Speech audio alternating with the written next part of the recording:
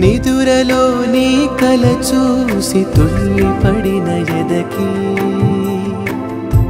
ఏ క్షణం ఎదురవుతావో జోల పాటవై ఆకలని అడగక ముందే నోటి ముద్ద నువ్వై